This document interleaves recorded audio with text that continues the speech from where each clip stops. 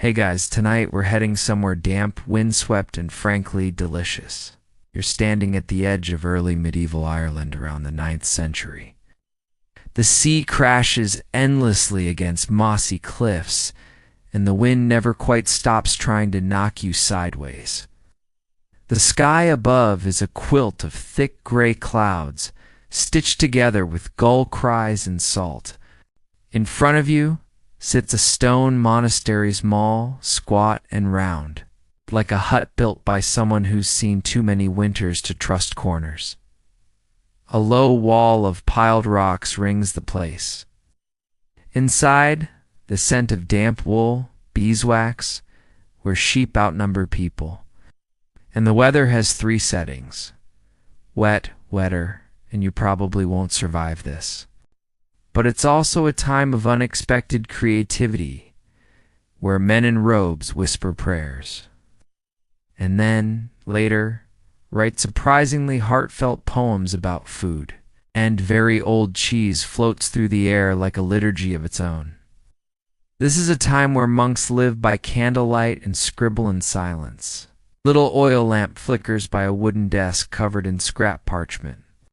On the wall, a shelf of cheese rounds each, one wrapped in cloth, labeled in Latin, and possibly older than you. In a world without refrigeration, underground or stone-walled rooms stayed cool and stable. But the real reason? The monks didn't separate the sacred from the everyday. Everything, from prayer to porridge to cheese molding, was part of the divine cycle. If God made cows, then surely cheese was a form of grace, preferably aged to perfection. The path under your feet is slippery and vaguely goat-scented. By the time you reach the monastery gate, your cloak or whatever you're wearing feels like it weighs twice as much as it did earlier. So, before you get comfortable, take a moment to like the video and subscribe, but only if you genuinely enjoy what I do here. The ink is smudged, the script tight and hurried. You squint and realize it's a poem. Not a psalm or a sermon, but something gentler. 8 reads. But in their margins they got playful. They doodled cats, cursed their own handwriting, and slipped in snippets of personal verse especially about food. And a shared wedge of communal cheese. Cheese, for some reason, inspired the most passion. Bowls are passed quietly, spoons clink softly, and then a knife appears. Slices no, hacks through a wedge of hard white cheese. Each monk takes a sliver and bows slightly. Now while you're settling in, tell me in the comments where you're listening from. It tastes like cold mornings, damp cloaks, and patient silence. Were they metaphors? Hidden theological musings? Or just monks getting really hungry between fasts? Their bleating blends with the chant of monks at evening prayer. It's oddly harmonious. And what time it is there. I always love seeing how far these stories travel. He opens it, and there, wrapped in cloth, dusted with ashes and other cheese. Reverently, he lifts it, inhales, then sets it on a wooden plate. There's no cutting, no tasting, just looking, meditating. Now, dim the lights, maybe turn on a fan for that soft background hum, and let's ease into tonight's journey together. You trudge forward through thick grass, the rain spitting sideways. Inside, there's a rough calm. A monk greets you with a nod, then promptly disappears into the fog of routine. No one speaks unless they must. This cheese is serious, aged, dense, sometimes so tough it needs to be sawed, not sliced. The monks here didn't just eat it, they revered it, named it, wrote about it. Some even claim they talked to it. This is a place ruled by rhythm, morning prayers, midday meals, evening chants, and somewhere in the midst of all that, cheese. But not the kind of cheese you grab from a fridge and slap on a sandwich. The first cell you step into is cold and narrow. It smells of sheep hide and ink. Why, you wonder, is a monk's writing room also his cheese cave? Well, part of it's practical. You settle onto a stool that creaks beneath you.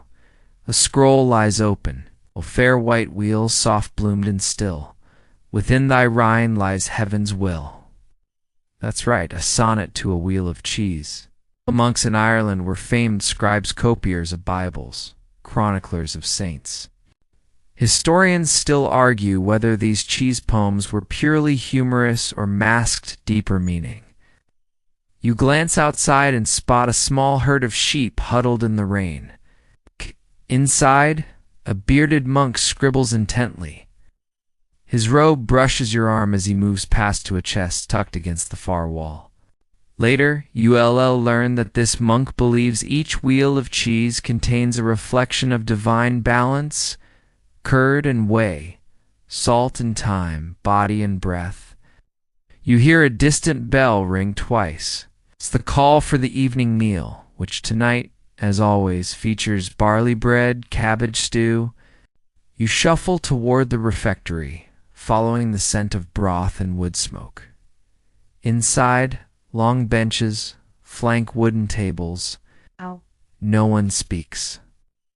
When your turn comes, the flavor is sharp, almost sour, with a lingering nutty bite. Later, in the flicker of firelight, someone recites another poem. This one is older, maybe 7th century. Milk of our sheep, wisdom of fields, blessed be the hands that churned. You blink slowly, warm and full, your eyelids growing heavy. Outside, the wind howls. But inside, you're safe in a monastery where cheese and poetry live side by side. The morning air is moist and carries the scent of heather and sheep. You wake up early because everyone here wakes up early and shuffle across the damp stone floor, feet aching just from the cold. Outside, the monastery stirs to life with the sounds of low chants, shuffling robes and the muted clink of wooden bowls being stacked for breakfast. You follow your nose, and it leads you straight to the kitchen, if you can call it that. One monk shaves it gently into a bowl, melting it down to waterproof vellum, stored in cloth sacks, hanging from ceiling beams, buried in peat outside, or wrapped tightly in salted leaves. Every cheese has its method, its age, and sometimes even a nickname. Another dunks a bundle of reeds into the warm wax to make writing quills slightly more flexible, because when you live in a place where ink freezes mid-script in the winter, even your pens need insulation. It's more like a smoky cave with a fire pit in the middle and a row of soot-blackened pots hung on hooks. The skin's already been soaked in lime and stretched, and now it's being meticulously thinned with a crescent-shaped knife. Each sheet will become part of a manuscript, perhaps a sermon, perhaps a calendar. A bent old monk tends to a patch of milk thistle. Cheese provides the only real protein and fat for months at a time, especially during Lent, when meat is off the table and fish are in short supply, unless you count eels. And trust me, you do not want to count eels. It helps the digestion, he mutters, stabbing the soil with a stick. But first, it needs to be smoothed, dusted with chalk, and occasionally desanted with cheesecloth. Yes, actual cheesecloth, because monks discovered that a soft cloth dampened with buttermilk removed grease smudges without ruining the parchment. Butter, as you quickly realize, isn't just food here. And perched on the table like royalty is a single squat wheel of soft cheese, barely held together by its own humility. A sign of luxury, perhaps a gift from a visiting abbé, maybe just an experiment that accidentally worked. It's older than the youngest monk here, and still spreads the good word. It's part of everything. They use it to grease parchment, to seal clay pots, to coat their faces in winter wind and sometimes if the candles burn out. They just set a lump of it in a small bowl and light it like a wick. The monks named it the Unforgiven. In this place, everything is utilitarian. The spoons are carved from bone. The butter churn is a barrel with a stick. And every monk, no matter how quiet, carries a verse or two inside his robe ready, to be scribbled in the margin of a psalm or recited to a curious traveler like you. Faintly herbal, as though the sheep had been munching rosemary just before milking time. And the pantry consists of a single shelf stacked with sacks of barley, onions, and yes, more cheese wheels. And the oldest brother sits by the hearth, carving a spoon from hawthorn wood, whispering little rhymes to himself. You spot a monk with sleeves rolled up to his elbows, rhythmically working a wooden churn. Next to the churn is a block of beeswax, yellow and warm in the firelight. And then there's the cheese. One is affectionately called the Apostle. Why? Because, as the cook tells you with a smirk, you smile, but only just. The Apostle smells like divine penance and fermented foot. Over in the corner, someone's scraping a piece of calfskin vellum. Historians still argue whether this was standard practice or just a desperate solution from one hungry scribe with too many wheels of cheese and not enough cleaning rags. You wander out into the cloister garden, where the herb beds overflow with thyme, sage, and a few plants you don't quite recognize. Digestion is no small matter here. The monastic diet is about 70% grains, 20% cabbage, and 10% prayers that the cabbage won't win. Cheese, then, is not just food. It's sustenance, sacrament, and creative outlet. And sometimes it's even revenge. One monk, you learn, once wrote a poem about a wheel of cheese that spoiled overnight. The lines go, "O thou who turned thine flavor sour, I curse thy rind in this dark hour." According to oral tradition, the cheese in question was tossed into a bog, where it was discovered a decade later, still completely intact, and to someone's horror, still edible. Back inside, the morning meal is being prepared. Flat barley cakes are laid over hot stones. A pot of lentil mash steams gently. You take a bite, and it's unexpectedly bright, tangy. Around you, the kitchen is humming now, quietly, of course. A monk stirs soup. Another stacks firewood. One sticks in your mind. First the curd, then the press. Salt it well, or it's a mess. You whisper it under your breath as you sip thin soup and nibble cheese on toast that tastes faintly of smoke. Here in the monastery, the mundane becomes sacred. Butter is holy. Wax is prayerful. Cheese is poetic. You're in the scriptorium now, the sacred heartbeat of the monastery. It smells like warm vellum, wood ash, and just the faintest hint of moldy cheese. A few monks mutter Latin under their breath, trying to remember if Dominus comes before or after Illum.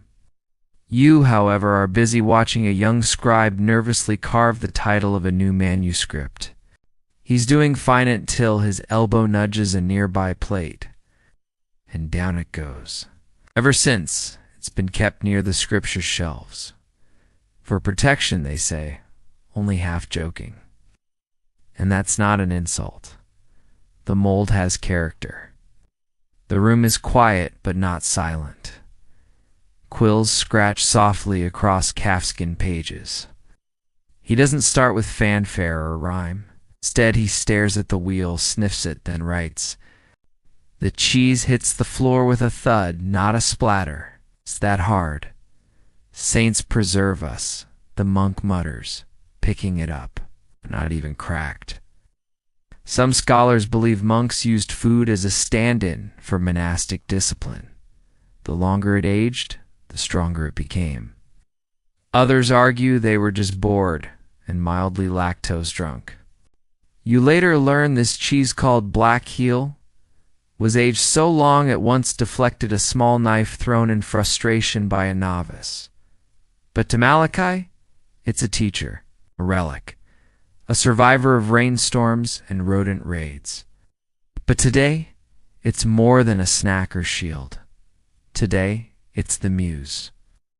Across the room, a monk named Malaki is writing a poem to Blackheel. You sit unmoved by time or touch.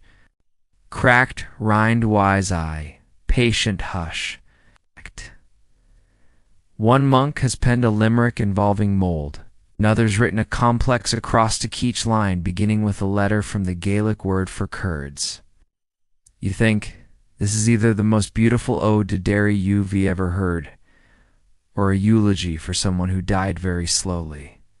The poem he left behind reads, "The cheese in question is not glamorous. It's gray, uneven, and smells faintly of stone cellars and sheep regret."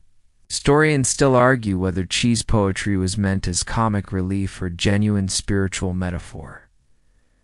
Malaki leans over and whispers, "She's 10 winters old, still bites back. You blink, she." The monks joke in marginalia, write cheese metaphors into the margins of psalms, and occasionally doodle cows with halos next to verses about divine nourishment. You ask quietly if he's named it. He nods. More, it means great in the old tongue.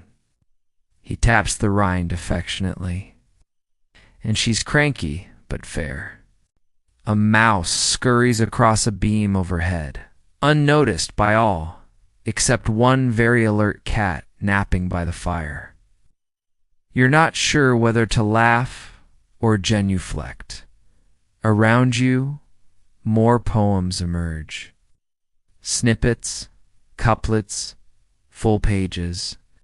Someone nearby chuckles and shares the story of Brother Angus, who once attempted to bribe St. S. Shrinekeeper with cheese to let him in early for morning prayer. Soft of rind and sharp of mind, let me in and be so kind, lest fasting take my voice away. I bring the cheese to start thy day. Because in this cold, damp, discipline-bound life, every small pleasure matters. It's not exactly Yeats, but it gets the job done. It breaks with a dry snap. Inside, it's crumbly pale and smells somehow like a thunderstorm. There's a strange warmth here, not just from the hearth, but from the humor that leaks through the cracks of these supposedly solemn lives. One illuminator once drew St. Columba milking a golden kafak, silently creating what may be the first theological cheese pun in Western Europe. Another margin holds a brief but baffling line. He who eats the rind knows not the word. No one's entirely sure what it means, but it's been quoted in arguments about food etiquette ever since. You rest on a stool and watch the light slant through the high window. Dust floats through the air like sleepy thoughts. The cheese sits on its plate like a guest of honor, you think. What a strange life, to measure time not in hours, but in meals, seasons, and aging dairy. And yet this very oddness, this marriage of scripture and stomach is what makes the place feel oddly timeless. Here a hardened cheese is more than lunch. It's a character, a muse, a moment suspended in rind and rhyme. Malaki finishes his verse. He looks at you, eyes twinkling. "You hungry?" he asks, and without waiting for a reply, he cracks the cheese open with the back of his knife.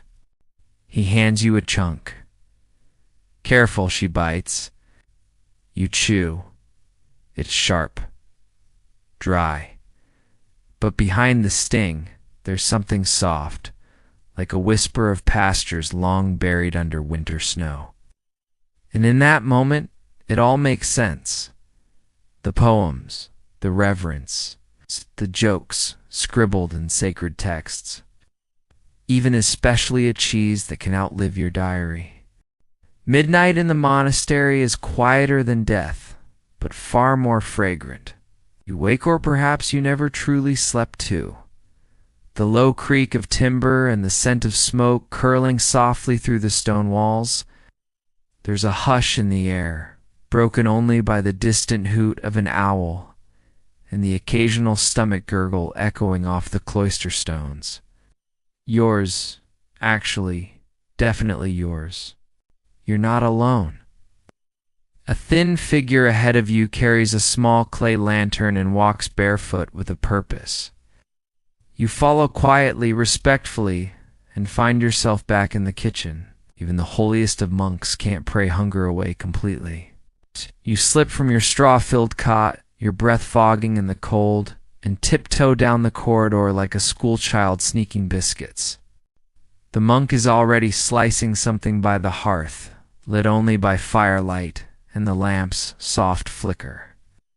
He doesn't look surprised to see you. Hunger, he says without turning, is the most democratic thing we have. He offers you a sliver of something pale, soft, and fragrant. Technically, it's not sanctioned. But neither is freezing to death or fainting during morning prayers.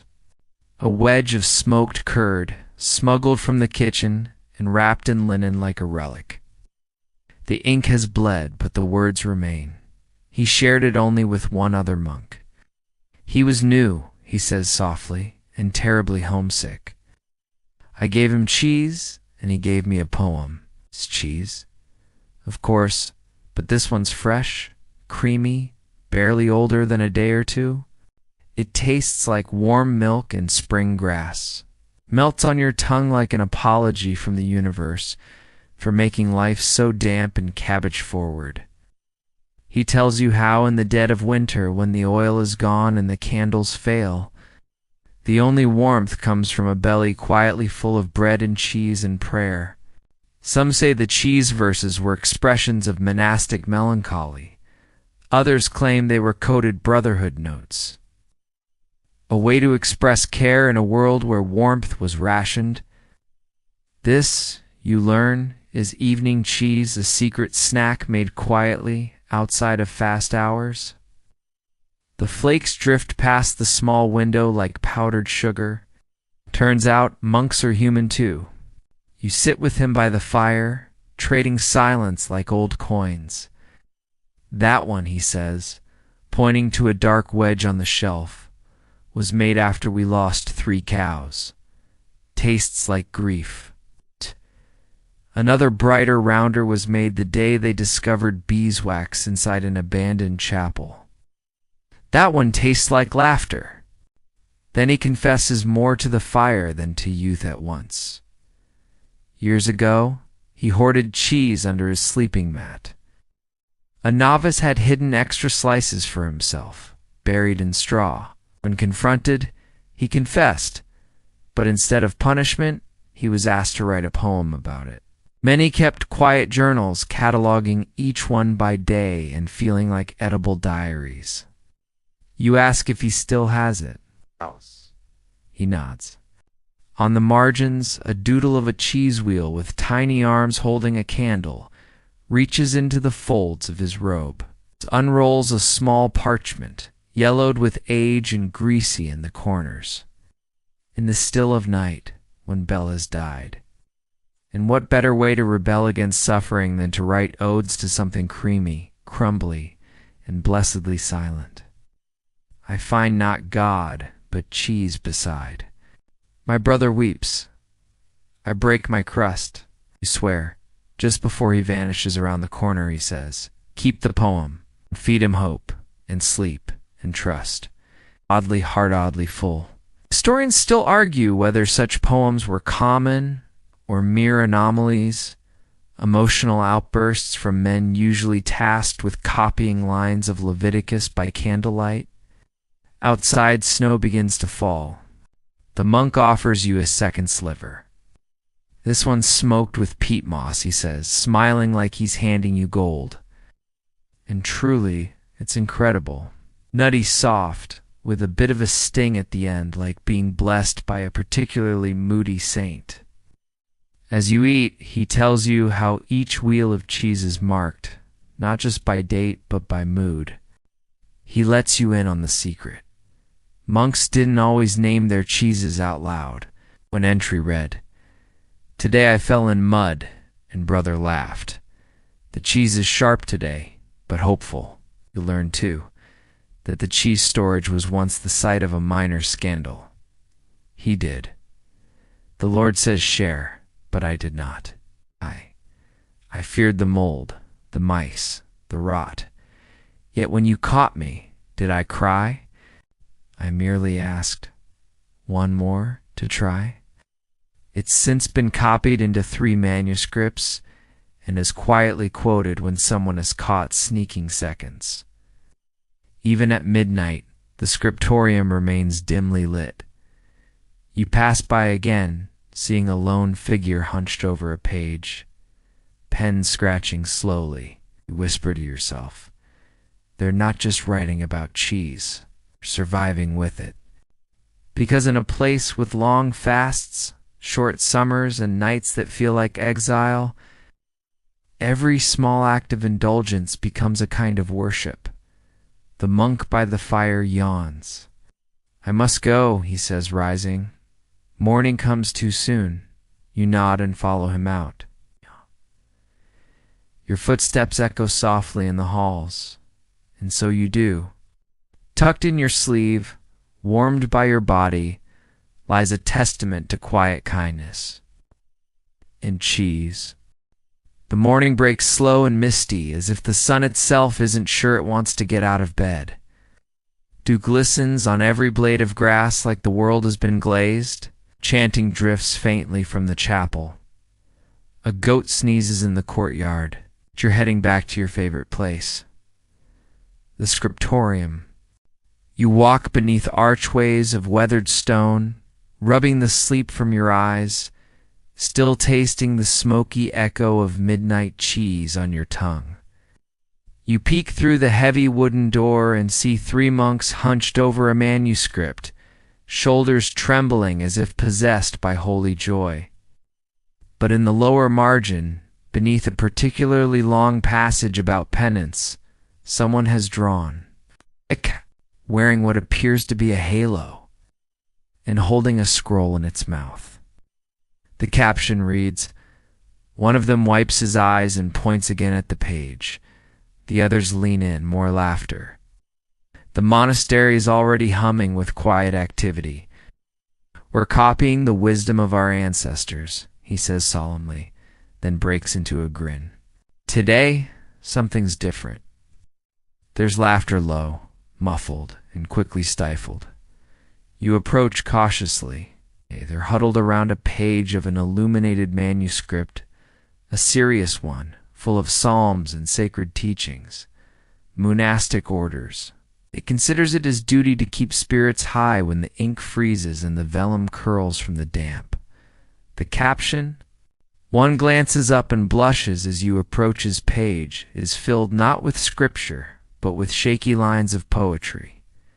You stifle a laugh, but not quickly enough. One of the monks turns mischief in his eyes. Another flips to the next page. There in golden ink is a small wheel of cheese with tiny legs sprinting toward a group of horrified mice. "Flee, for the blessed wheel cometh." Apparently, brother, the illuminator, has a very specific sense of humor. God gave us joy, he tells you, eyes twinkling, in parchment margins.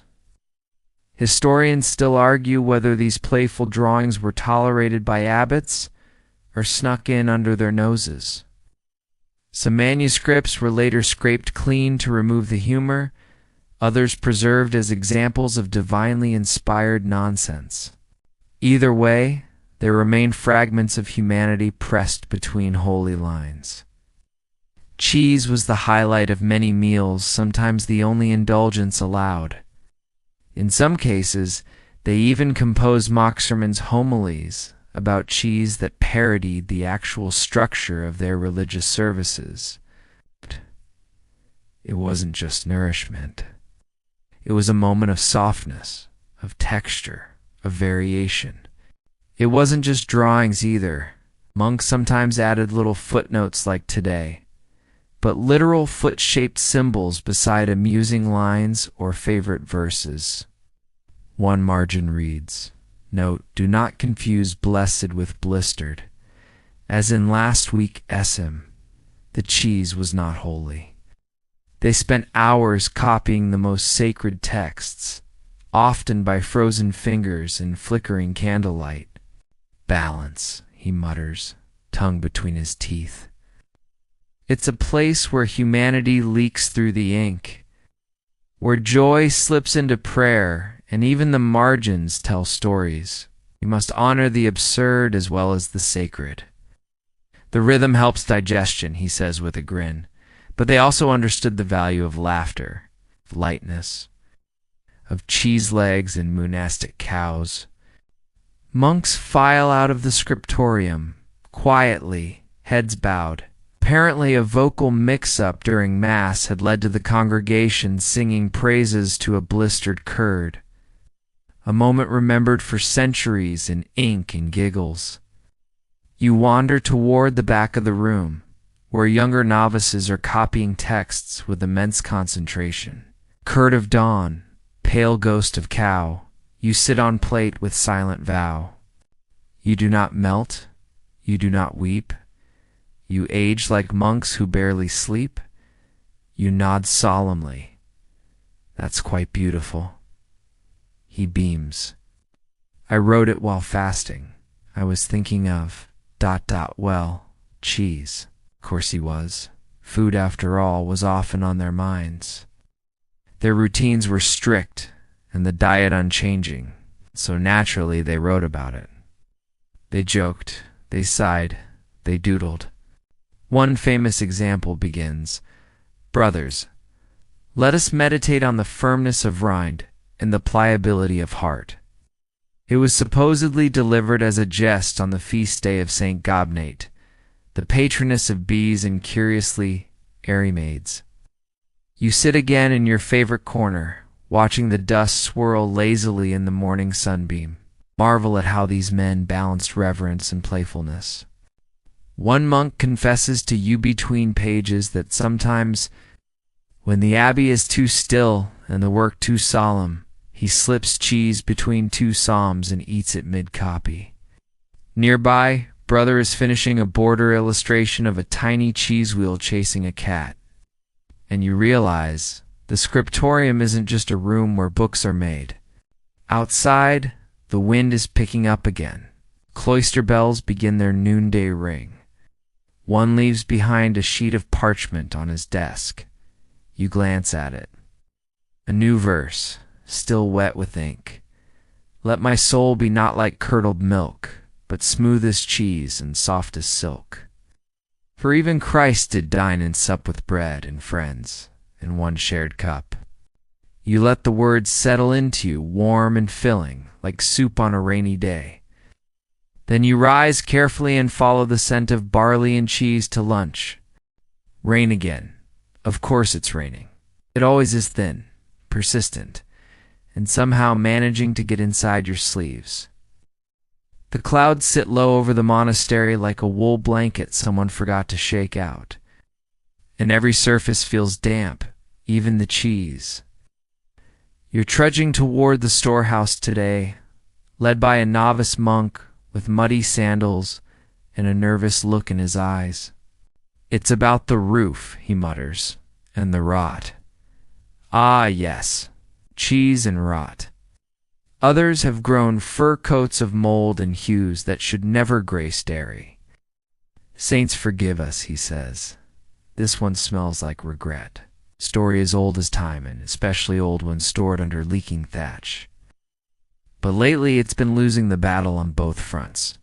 The storehouse stands at the edge of the compound, low and stout with thick stone walls, meant to keep in the cool and keep out everything else. Water poured in, soaking everything's cluted. What wasn't ruined was transformed.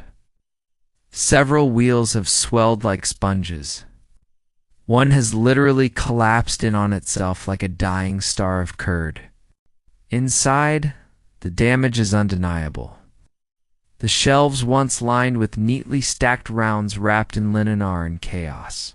Some wheels have collapsed under their own moisture. Monk pokes at a spongy wedge with a stick and sighs deeply. Try not to breathe too deeply. It turns out the recent storms knocked loose a chunk of the roof.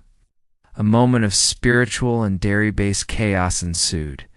One wheel is salvaged, if barely it's been partly soaked, but the inner curd remains firm. A monk slices it open reverently, scraping off the outer mold with a bone knife. Gives you a piece. It tastes like a wet boot, but you nod solemnly. The abbot declared a cheese-fast day and morning. So that very evening someone wrote a poem. Weep not, O rind of gold and gray, for though thou fall, thy scent shall stay. A flood hath claimed thy reborn soul, but not thy legend, curd and whole. The monks recited it during evening meal. His face is long and deeply serious. So someone slipped and said, "Jesus," instead of "Jesus" during grace. Old rind, it's called, aged during the last solar eclipse and sealed with herbs. You chew it slowly while listening to another brother read his poem aloud to the storm. Some say the loss of a cheese wheel was treated almost like the loss of a relic. Others insist it was simply the only joy worth mourning, when winter took everything else. It becomes known as the lamentation of the curds. Historians still argue whether such moments reflect a deep emotional investment in monastic cheese or a rare lapse in discipline. You help mop up what's left, your hands cold and your heart oddly tender. Even the moldiest disasters earn their poetry. It's not just about sustenance, it's about time, about weather, about patience and recovery. He cries halfway through, but it's unclear whether from emotion or the strength of the cheese. In your hands, a wedge of that stubborn survivor, the hard cheese that lived. Another is hidden under a wooden bowl, carefully wrapped in linen. They'll be read again next winter, probably by candlelight, with solemn nods and maybe a smile. Back in the kitchen, another monk is already rewriting his inventory scroll. We lost 10 rounds, he mutters, but we gained a metaphor. And so it begins. A week of recovery, a flood of verses. A novice who'd never written a verse suddenly composed a perfect iambic elegy for a lost wheel of Gouda. Even the abbot, usually stern as a shovel, was heard whispering to a salvaged round, "You're safe now, old friend." One poem, composed over the course of 3 days, becomes particularly famous. It begins with rain on stone and rind undone, a taste of loss beneath no sun, and ends with an oddly triumphant line, "And lo, the mice rejoiced." That part, apparently, was true. The mice had a field day. One was even spotted dragging a wedge of soggy cheese across the chapel floor during Compline. Rather than chase it, the monks blessed it. You're handed a small tin of hard, unaffected cheese as consolation. It's full of grand phrases like curdled fate and wayborn sorrow. Later, someone paints a tiny fresco in the side chapel 3. Monks standing under an umbrella made of cabbage leaves, holding a cheese wheel aloft like a rescued baby. They say miracles happened that week. A moldy round turned blue in a sacred pattern. The roof is patched. The storehouse is aired. The air slowly shifts from mildew to beeswax once more. But the poems stay. Parchments covered in cheese elegies now sit tucked among the psalters. One is slipped inside a hymnal. You learn something in all this mess that, in a world where food is rare and silence constant, even the smallest loss becomes epic. And cheese, perhaps more than any other food, carries memory. You sit alone for a moment, listening to rain drip from the eaves. You bite. It tastes of smoke, salt, and defiance. The sun finally emerges, with confidence, but like a monk creeping out after confession. The ground steams gently, and the walls of the monastery seem to exhale after days of endless damp. And around here, that means something unusual. Preparation. Birds chirp with the smugness of creatures who never had to scrub mold off 30 rounds of cheese. Today's a festival day. Not a grand feast, not in the way kings might celebrate, but a holy day nonetheless. But of beautifully arranged cheeses. A holy cheese mandala, if you will. Another is arranging small bowls of curds and honey to form what looks suspiciously like a halo. You see stacks, wheels, and wedges, all arranged into spiral shapes on large wooden platters. It's both reverent and slightly absurd. You follow the trail of activity to the monastery courtyard, where monks are bustling about in that curious way they bustle quietly, precisely, and with just enough chaos to make you nervous. The topic of the day? Cheese displays. Some say they began as jokes, evolving into local custom. Others believe they were spiritual acts of gratitude in communities where a good harvest was a miracle, and edible mold was basically divine intervention. Apparently, part of the festival tradition here includes constructing elaborate offerings, not of gold or incense. One monk is carving delicate floral shapes into a semi-soft goat cheese, the rind curling like ivory petals. A group of younger novices is giggling as they shape tiny monks out of hard cheese and figs. Both Brother Bree is already wearing a cloak made of basil leaves. The monks file out in pairs, each carrying a cheese creation, a wheel perched on a wooden slab, a platter of curd-stuffed bread, a butter sculpture that very nearly resembles St. Patrick. You are told very seriously that this is a sacred tradition. No one knows who named it, but the name has stuck for 3 generations of monks. You fall in line, slightly offbeat, holding a modest bowl of whipped soft cheese sprinkled with herbs. Eyes closed, lips moving in silent prayer, probably about dairy. Feels ridiculous. It feels ancient. It feels right. It's placed on a raised stone pedestal, surrounded by candles, sprigs of thyme, and some poor goat who has been adorned with ribbons and looks deeply unsure of his purpose in life. Offer the finest of what we've tended, the abbot explains, and give thanks for all that aged without turning blue in rebellion. But it barrels through the line like a furry comet and goes straight for the sainted wheel. The centerpiece, naturally, is a great wheel known as St. Lacticus.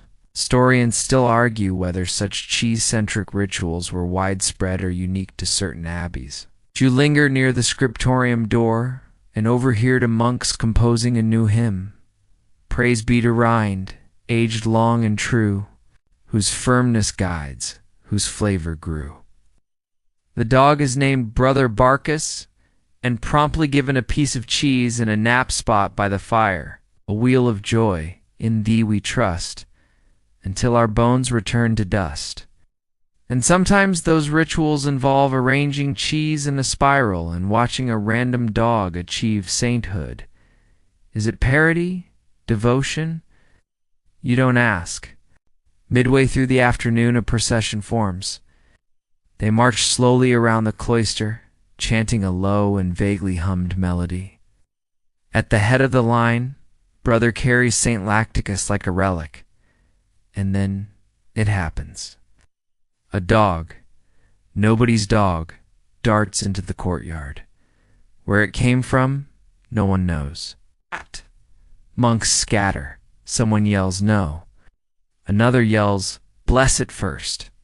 The dog stops, sniffs St. Lacticus, and miraculously sits. A hush falls. Even the goat stares. Then Brother steps forward and says, solemnly, the beast has chosen. What exactly it has chosen is unclear, but the moment is now canon.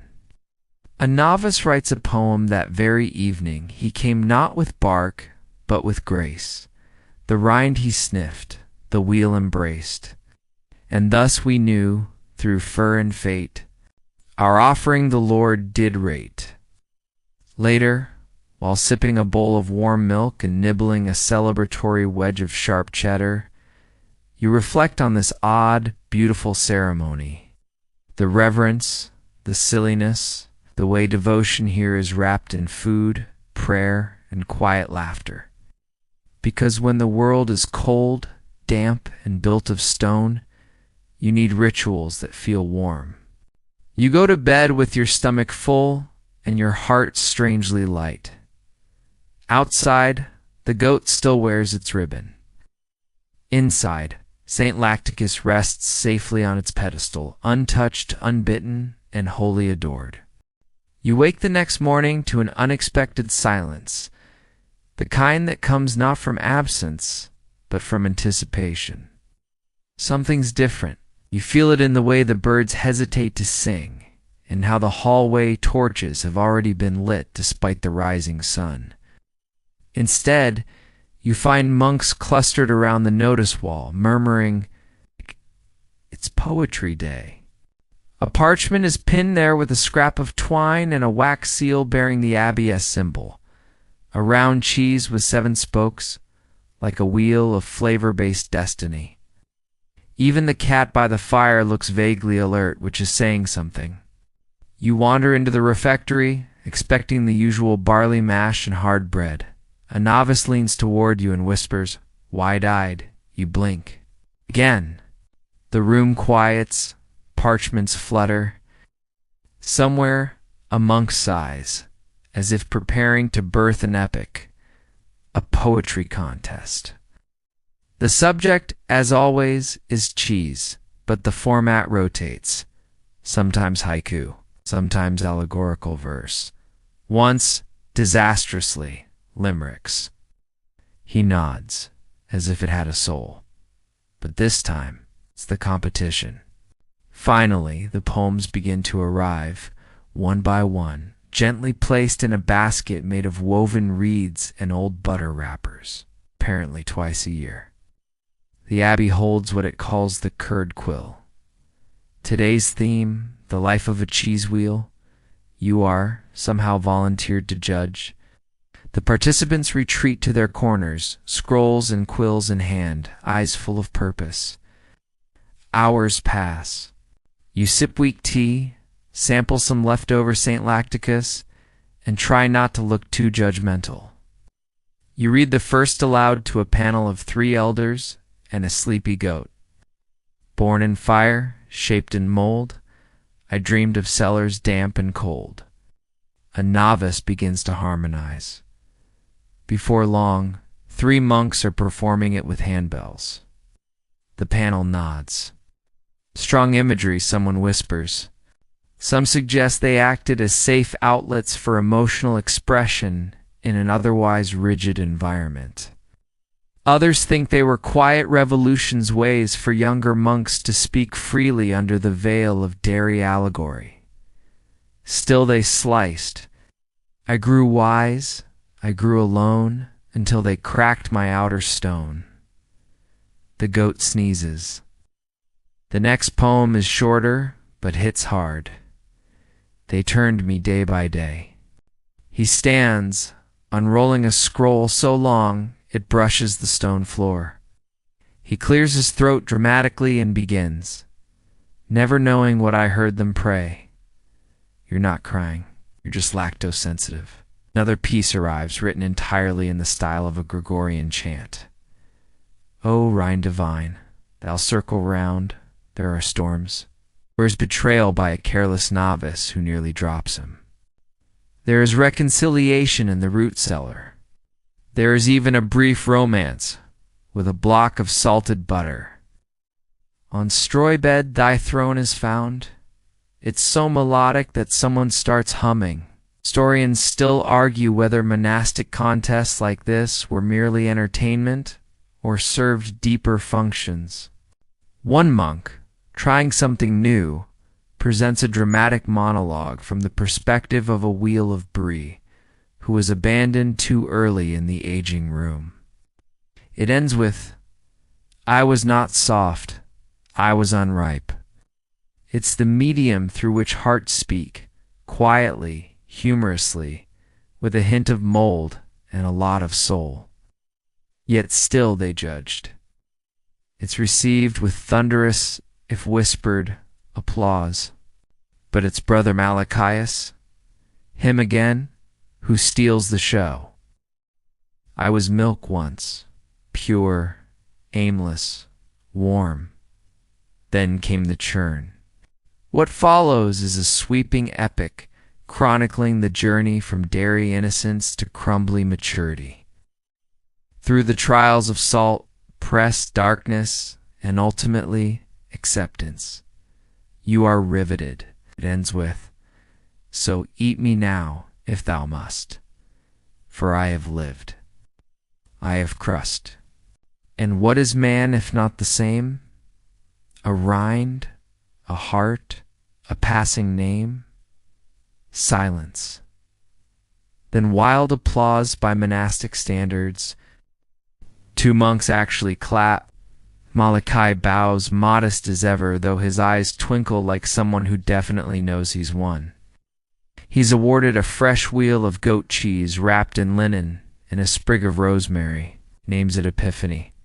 Later, you see him tucking the cheese under his robe like a pet.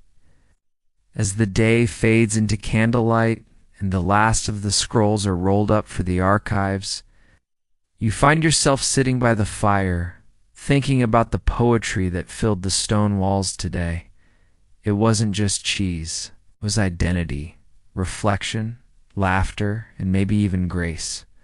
Because here in this strange, damp, delightful monastery, cheese is more than food. It's language. It's metaphor.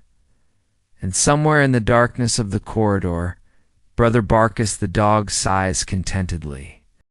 The days begin to stretch just slightly, like bread dough left near a warm hearth. You notice it in the way the shadows fall later on the courtyard stones, and how the birds sing a bit longer before bedtime. Spring is near, what passes for spring in this soggy corner of medieval Ireland. And with it comes inventory. You would think perhaps that monastery inventory day would be boring, counting wheels of cheese, recording grain sacks, sighing over lost spoons. But here, it's a sacred and absurd ritual all its own. Brother Aelb, the monk in charge of storage, takes his role with the seriousness of a battlefield general. He carries a staff, not a symbolic one. A literal wooden stick, carved with tally marks and tiny drawings of mice. He taps each cheese wheel with it, listening for hollow spots. Good. Sometimes he whispers to them. You trail behind him, scrawl in hand, scribe for the day. A moment when it went wrong or miraculously right. One was aged accidentally next to a barrel of salted fish. Now it's called penitent monk. The taste is divisive. Black heel, he says, tapping the dark, ancient wheel. Still firm. Still smells like remorse. Some records suggest it was part of a broader tradition of animating food as a way of practicing humility and wonder. Others argue that monks just got very bored during long winters. He moves on to a smaller round wrapped in birch bark. Gentle sister, mild and obedient. A slight crack on the left had a note. But once, during a thunderstorm, a lightning strike hit the north tower and the wax didn't crack. Since then, the unopened has had a place of silent honor on the shelf. You right? Gentle sister crack forming monitor for rebellion. The cheeses all have names, you learn, not just labels. Names. Why not eat them? Why not rotate them faster? Some are descriptive. Winter edge, cloud maw, ash cap. Others seem like inside jokes. Brother, mistakes ain't crumble too soon. Cheese has a story. Every day it survives without crumbling is a day we learn patience. Historians still argue whether naming cheeses was common practice or a local eccentricity. It didn't work, but the attempt has earned the wheel a name, and now it's too legendary to discard. The label has faded to a smudge. Some believe it's blue cheese, others claim it's experimental curd from a passing French abbot. Brother Aelb opens a side shelf and pulls out a small round sealed in beeswax. He handles it like a relic. This, he whispers, is the unopened. No one remembers what's inside. The wax has been intact for 12 years. We don't dare open it, Aelb says. It's become symbolic. Symbolic of what? No one is quite sure. You jot it down. The unopened. Fate unknown, wax pristine. She fled the abbey at dawn with a shepherd and left the cheese behind. No one had the heart to eat it. So it sits here, swaddled in memory and slightly fragrant sorrow. Later you ask why so many cheeses are kept so long. Brother Aelb smiles, the way one smiles at someone who's just asked why monks sing. A wheel called melancholy joy who asks you to turn it just once more before sunrise. Because aging is a kind of prayer, he says. It's hard to argue with that. You help Aelb seal the inventory with a wax stamp, the symbol of the monastery, yes, but also the stylized wheel of cheese with a cross in its center. The next cheese on the list is Hafeton. Ah, he says. Saint Betrayal.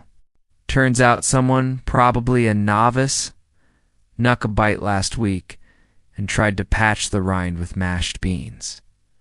You add a note. Saint Betrayal, rind compromised, story strong.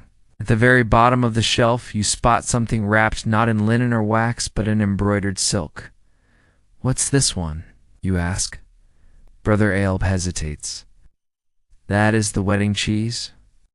It was a gift from a visiting noble's daughter, intended to be eaten at her arranged marriage feast, which never happened. No mold, Aelb murmurs, but heavy with romance. You pause your writing and simply sit there, amid the damp stone, the straw-lined shelves, and the quiet legacy of edible time. Each wheel is more than milk and mold. It's a chapter, a person, a season, a whispered poem of curd and silence.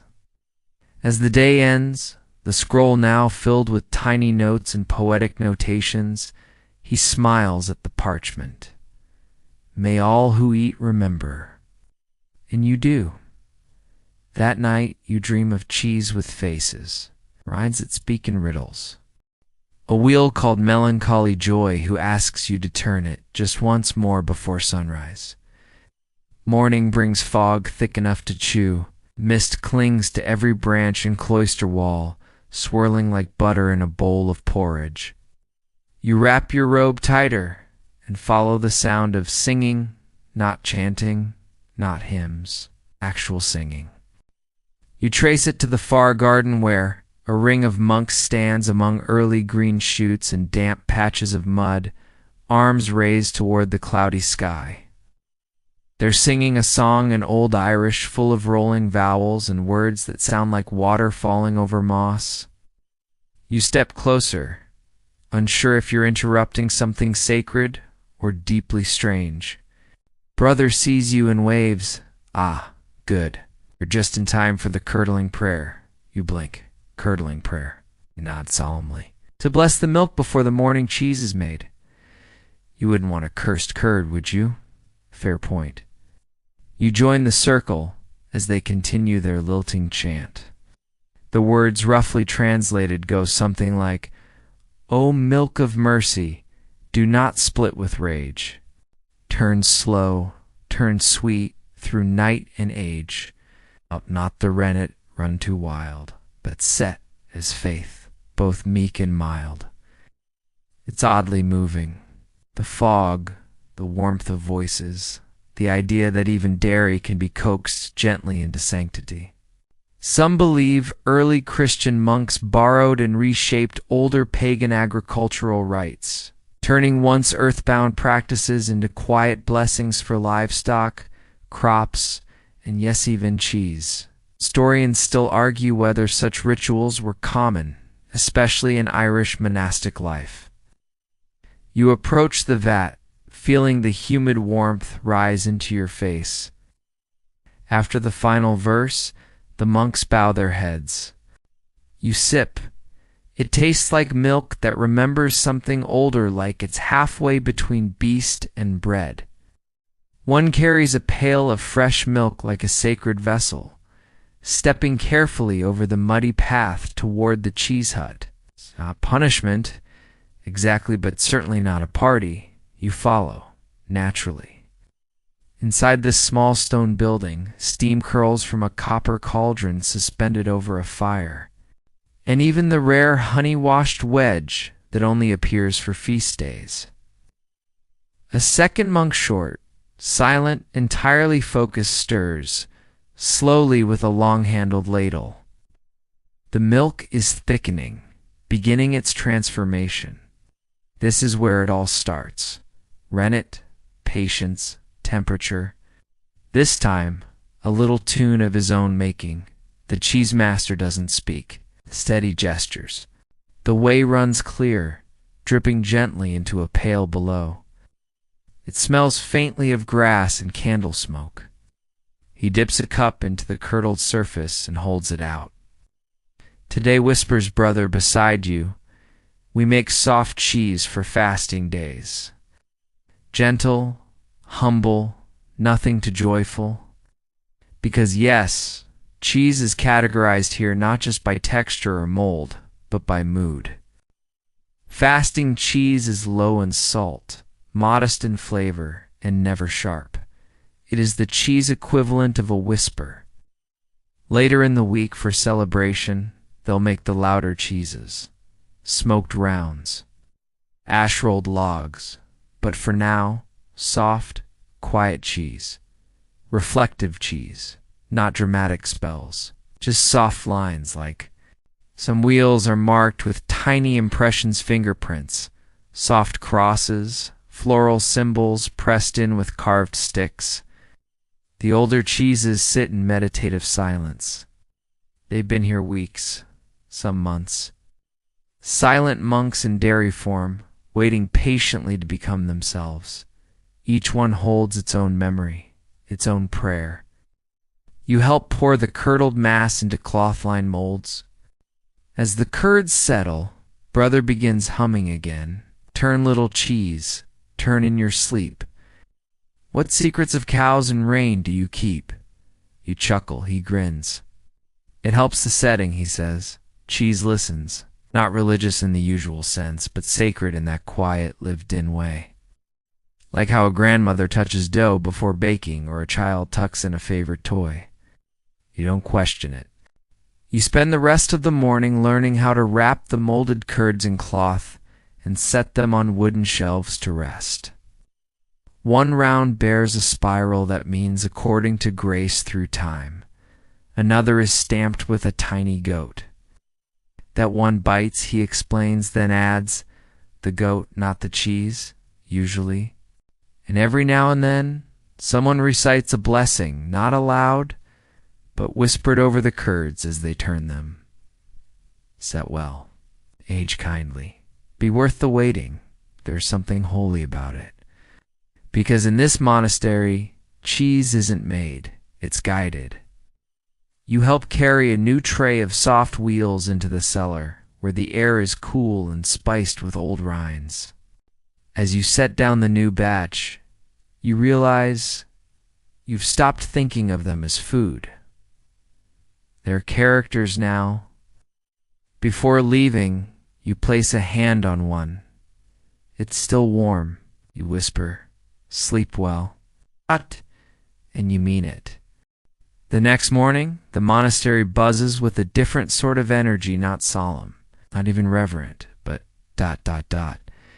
mischievous. You sense it in the way the novice sweeping the hall grins as you pass, or how the kitchen smells faintly of something both burnt and sweet. There's a restlessness in the air, like laughter waiting for permission to emerge. You ask brother what's happening. He raises a brow, leans in conspiratorially, and whispers, "It's mischief week." "Mischief week," he nods. 1 week before Lent, when even the most pious are allowed a little holy nonsense. But then you notice Brother Aelb, with a wreath of onions on his head, solemnly lecturing a wheel of Gouda, and you realize, no, this is definitely happening. It's structured foolishness, chaos under supervision. And of course, cheese is at the center of it all. You're not sure if he's joking. Mischief Week, you learn, is a long-standing tradition in this particular monastery. It's meant to loosen the souls before the great tightening of Lent, but by how many monks they can make weep, gag, or experience minor philosophical crises. The day's main event, the Great Cheese Trials. Each year, a handful of experimental cheesies, aged in odd places, flavored with strange herbs, or made by overly enthusiastic novices, or judged not by taste. You're invited to sit on the jury. An honor or a punishment remains to be seen. The first entry is a tiny greenish orb that looks more like a moss-covered stone than anything edible. Brother Finn steps forward with great ceremony and announces, "This is the fern wheel, aged beneath the north wall near the bee corpse pile, mint infused, possibly accidentally." You take a bite. It tastes like disappointment and dental anxiety. You spend a full minute coughing it out of your sinuses, but several surviving manuscripts include detailed drawings of cheese being judged on facial expressions. And at least one includes a chart titled "Degrees of Dairy Despair." The room gasps. Then laughter, goat. Watching from the corner, turns away in pity. The panel groans. Someone swears softly in Latin. A soft, pale cheese rolled in what turns out to be crushed charcoal and goose feathers. The second entry is better or worse, depending on your perspective. "We call this one Ashen Faith," says the novice presenting it. "It represents spiritual dryness." It absolutely does. Historians still argue whether such bizarre culinary events were actually held or if they re-exaggerated in post-monastic retellings. The third cheese is shockingly good. A mild, crumbly goat's cheese flavored with thyme and elderflower. You raise your brows in delight. "Oops," says brother. "That one wasn't supposed to be in the contest. It's tomorrow's breakfast." It wins anyway. They crown it the accidental saint. But the real climax of the day is the cheese chase. You hear it before you see it, monks yelling. Laughter echoing off stone walls, the rhythmic clatter of sandals on wet cobbles. Then you spot it. A single large wheel of hard cheese rolling wildly down the cloister path, pursued by half the abbey. It's St. Swift, a special wheel carved into a slightly aerodynamic shape, released down the slope outside the scriptorium for the sheer joy of watching monks chase it. A place where reverence and ridiculousness sit side by side, bound together by ritual, by memory and by cheese. Rules, none. Prize. The cheese? One monk slips. Another crashes into a bucket of nettles. Brother runs with wild determination, arms flapping like startled chickens. No hymns tonight, only storytelling. Light-hearted poems and soft rounds of cheese passed hand to hand. Even the abbot allows himself a smile and a second helping of Ashen Faith, which, against all odds, is growing on him. The cheese veers left and rolls straight into the refectory, striking the goat's feed bowl, and coming to rest with the dignity of a seasoned pilgrim. The goat looks unimpressed. The winner, panting, lifts it above his head like a relic. Cheers erupt. Someone starts chanting, "Curd! Curd!" You watch from the doorway, utterly charmed. That evening, the monastery glows with candlelight and laughter. As the hour grows late, you sit by the fire with a warm mug of herb milk and reflect on the curious joy of Mischief Week. This is not the solemn, silent world you expected. It is stranger, warmer, and as the goat curls up near your feet and the embers settle into sleepy red glow, you understand something essential. Even monks need to laugh, especially monks. The bell rings early the next morning, not the usual slow, sonorous toll for prayer, but a sharper, quicker pattern. Urgent, excited, you fumble into your robe and shuffle outside, expecting maybe a fire or an escaped goat. What you find instead is a huddle of monks gathered at the scriptorium steps, murmuring like bees. Brother Finn spots you and waves you over, his eyes wide. "It's arrived," he says. You blink. What's arrived? He pulls aside his cloak to reveal a scroll, sealed with red wax, and tied with a ribbon of absurdly expensive silk. From the Abbey of Clonmacnoise. Ah, a letter. But not just any letter. It's the annual cheese exchange. You've heard whispers about it. Once a year, a monastery from somewhere far off sends a wheel of their best cheese, along with a written account of how it was made, aged, and diff tradition holds poetically described. And now, Brother Finn says, reverently breaking the seal, let us taste the faith of distant brethren.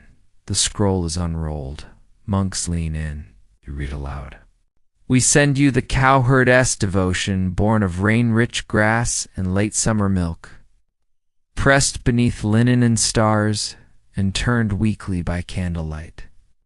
It smells faintly of wet stone and sermon ash. May it humble your tongue and uplift your digestion. You blink. That's oddly beautiful. They unwrap the parcel, layer by layer.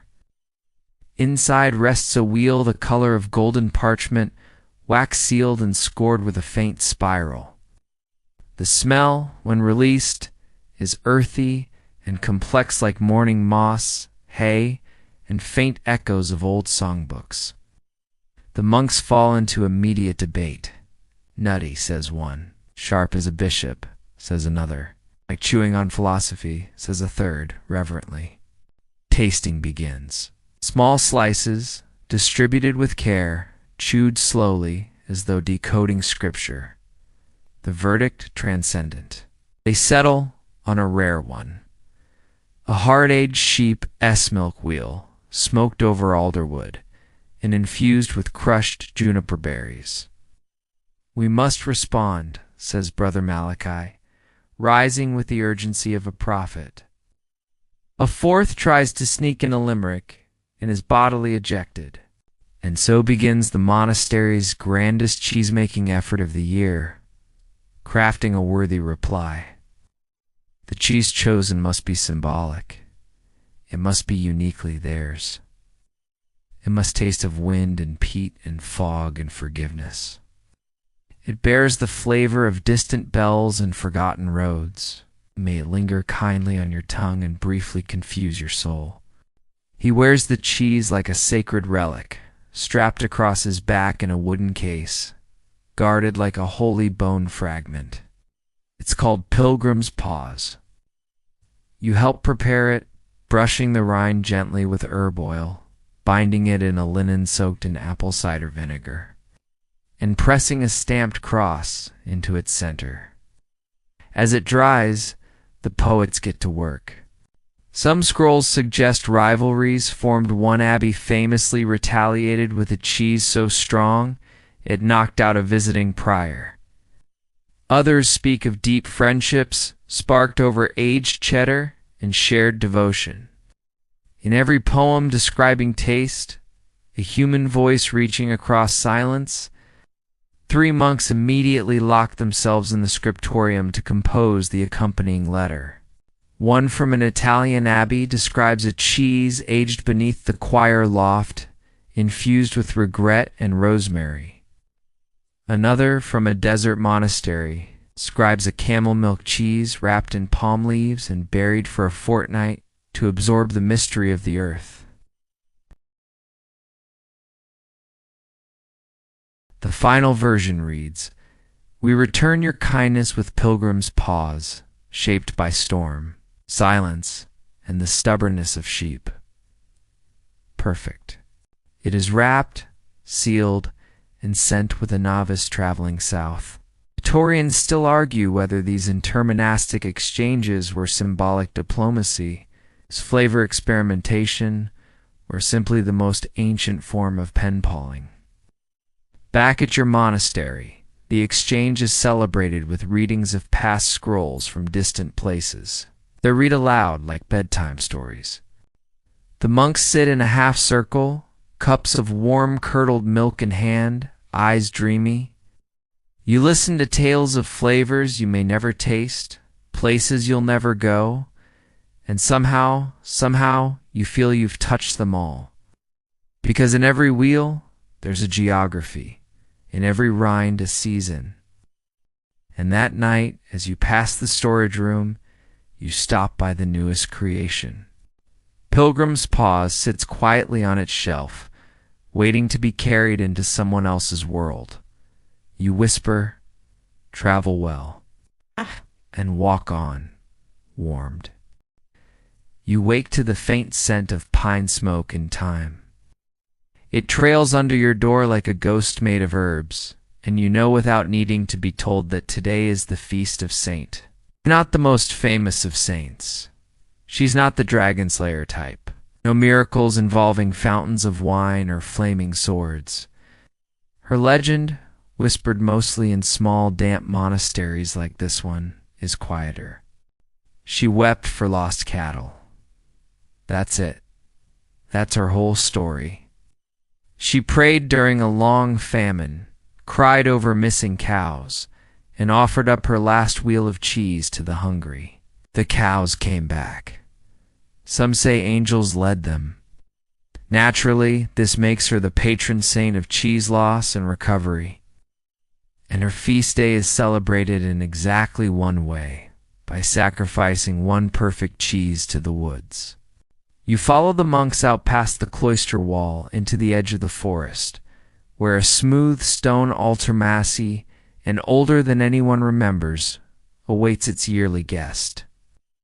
On it rests a single, beautiful cheese wheel, wrapped in fresh leaves and crowned with a braid of rushes. It is called Lament and Hope. No one eats it. The monks gather in a half-circle and chanted not a grand hymn, but something soft, almost like a lullaby. Wept, and curds were blessed. Rain returned. The cows confessed. Leave the wheel, let hunger flee, saint of sorrow, shepherd me. They leave the cheese on the altar and retreat slowly, heads bowed, hands tucked into sleeves. Sometimes it molds. Once it disappeared, rind and all. You ask later what happens to the cheese. Sometimes it's taken, brother says. He only shrugs. The sorrow cheese is pale and dry, a little crumbly, a little bitter. Wonder tastes like apples and smoke. Forgiveness is blue-veined, salty, and surprisingly sweet on the finish. The cheese of confusion is spiced oddly and changes flavor mid-bite. Was that mint? No. Pepper? You're unsure? By what or who the scrolls are vague. One depicts her crying over a wheel of cheddar. Another refers to her as she who knew the hunger of waiting. Forest spirits, a novice whispers. Foxes, says another. Saint, says the abbot, and walks away before questions can form. Today's meal includes 7 cheeses each, one selected to represent a different emotion. Joy, sorrow, confusion, patience, wonder, forgiveness, and flatulence.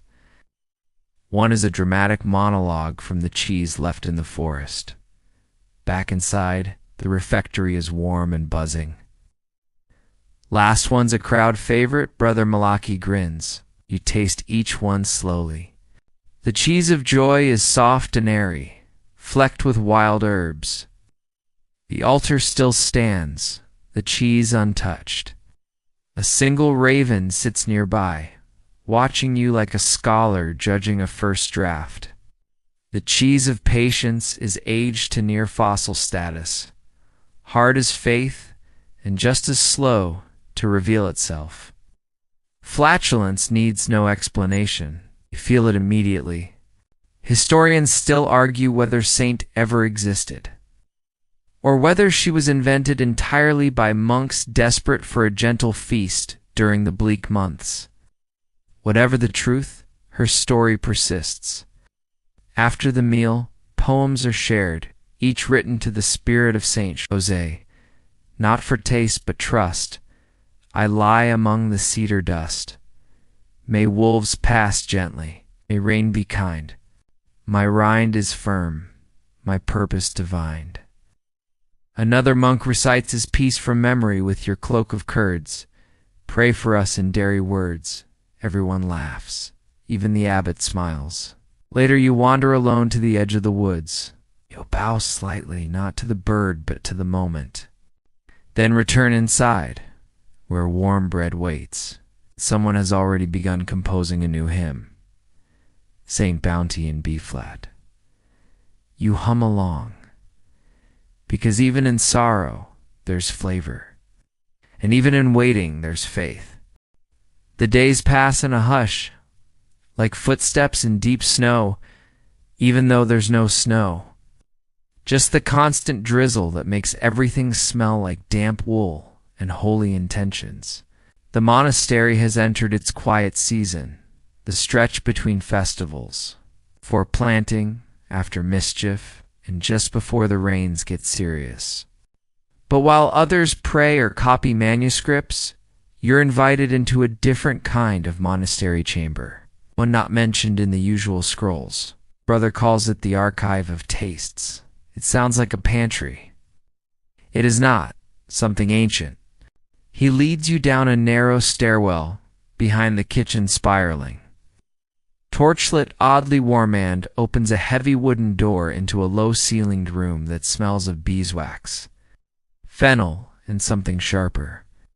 Tucked in clay jars, rolled into cubbyholes, stacked like sleepy snakes. Inside, scrolls, hundreds of them. This, he says with pride, is our cheese journal. You blink. You record every cheese? Everyone worth remembering, he nods. Curd too tight, pressed too long.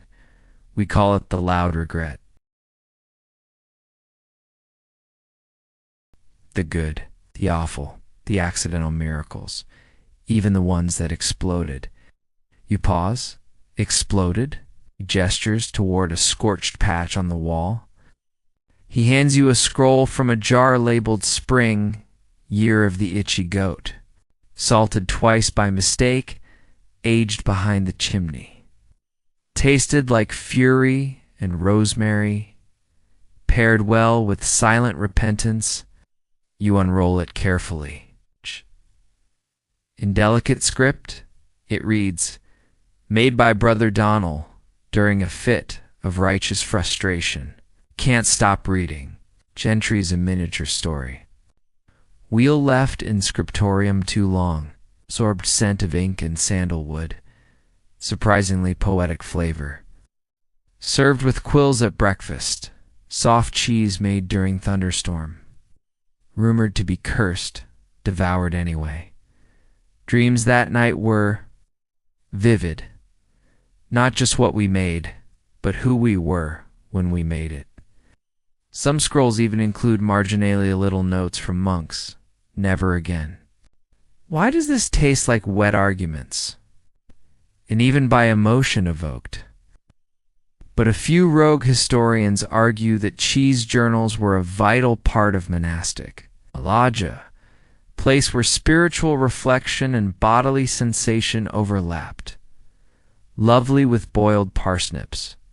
Possibly haunted. You sit at a low wooden desk with a reed pen and a square of pale, tangy sheep's cheese resting beside you on a leaf.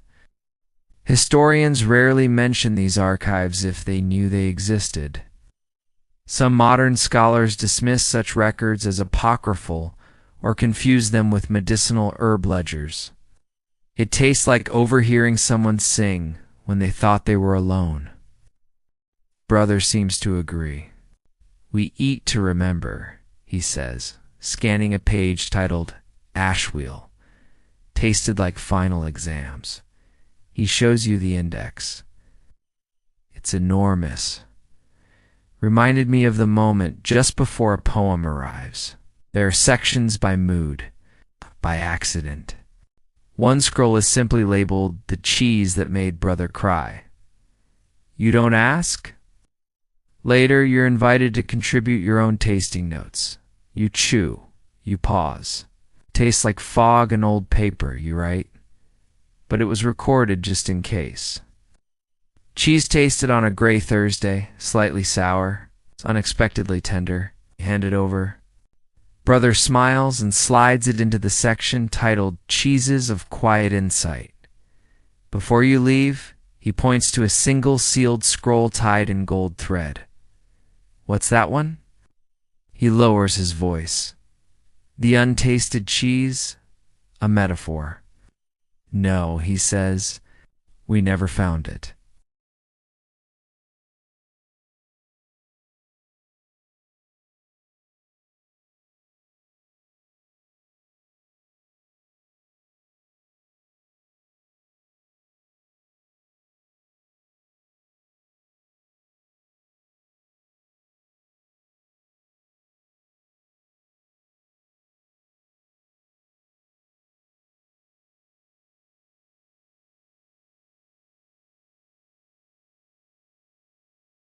It begins to rain that night, not the light, polite mist you've grown used to, but a steady, ancient sort of downpour. It's a kind that makes the roofs groan and the window panes sigh. In the early morning hours, the bell doesn't ring. No one moves quickly. Ow. The monastery exhales into quiet. Around it, monks are gathered, not bustling, not chanting, but simply sitting. You pad softly down the hall and into the warming room, where the fire has been built unusually high, cradling mugs, swapping memories. It's the end of the cheese season. Cheese is eternal. The making, the daily tending, the turning in cellars, the poetic notations, the odd experiments tucked into spare socks. Those will rest now until spring warms the sheep and the milk flows again. The flavor moves slowly, like a sermon recited from memory, sweet, then sour, then salt, then something that feels like regret, tanned, peace. Not the eating heavens, no. You sit down beside, brother. He offers you a sliver of something deep gold, nearly translucent. Cellars are checked one last time. Cheeses already made are counted, tucked into linen, blessed for the coming weeks. It smells faintly like roasted nuts and something ... old. You taste it. You and the rest of the abbey stand below, faces tilted toward the wet gray sky as he begins. Final wheel of the season, says, call it last light. All day the monastery shifts into a softer rhythm. Scrolls are stored. The goat, strangely, is given a foot bath. As dusk settles in with 1,000 damp sighs, Brother Malachi climbs to the top of the bell tower, not to ring the bell, but to recite a farewell ode. Curds of memory, a way of dreams, You taught us patience wrapped in steam. Let every bite remind the soul, and the far-off sounds of monks rearranging cheese in their sleep. You think of all that is past, that joy like cheese requires mold. It's absurd. It's perfect. Then silence again. That night, as you lie in your cot, listening to the rhythm of rain on slate, you remember the cheese that nearly exploded, the one that made a goat faint, the poetry competition where someone cried over a wheel named Eternal Crumb. You remember St. Salter, the little forest clearing now, holding a slowly softening wheel of sacrifice. Whether eaten by fox, saint, or time itself, it is no longer yours to keep. And you remember the words, brother said, as you left the archive of tastes. Cheese is a way of remembering the weather and ourselves. Because that's what this has all been, hasn't it? Not just a journey through dairy, but a pilgrimage through time, through silence, through absurdity, joy, failure, fermentation, and something close to faith. You pull your blanket tighter, listening to the wind slip through the rafters. Tomorrow, there will be no cheese to turn, no curds to stir, just stories. Just crumbs, just the quiet echo of flavor. And in that space, you find rest. Word count. 1,100 wind down, and now. As we close this little tale of monks and mold, of poetry and parmesan, of saints and silent wheels, it's time to let the world soften around you. Let your breathing slow. Let your thoughts melt like a tender wedge left by a warm window. Imagine the stone walls of the monastery wrapped in moss and moonlight, the hearth fire glowing low. The shelves in the cellar standing watch over sleeping cheese rounds like a choir of edible saints. Somewhere a goat stirs, a scroll settles, candle flickers. Let the quiet hum of the abbey fill your ears, the faint sound of rain on slate, the creak of old wood. The gentle snore of Brother Malachi, who's definitely fallen asleep halfway through his prayers. You are there too, wrapped in wool, full of slow food and slower thoughts. You've traveled far without leaving your cot. You've tasted centuries, walked cellars, whispered blessings over brie, and laughed under the torchlight of mild rebellion. There is no test at the end of this tale, no lesson, only this, that sometimes the most ordinary things, cheese, silence, rain, are where the world feels most alive, most real. It's most ready to let you sleep. So close your eyes, let the last wheel turn, and dream, dear listener, of a monastery where cheese carries the weight of prayer. Sweet dreams. And if by some miracle you're still awake after all that, ...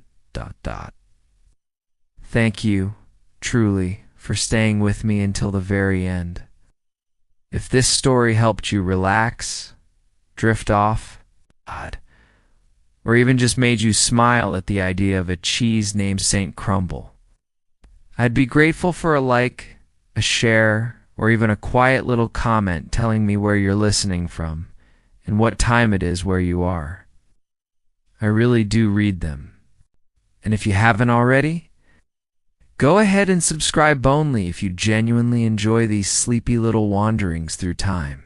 It helps this tiny channel stay alive. It's kind of like a well-aged cheese tucked away on the back shelf, waiting to be found again. Thank you for being here. Sleep well.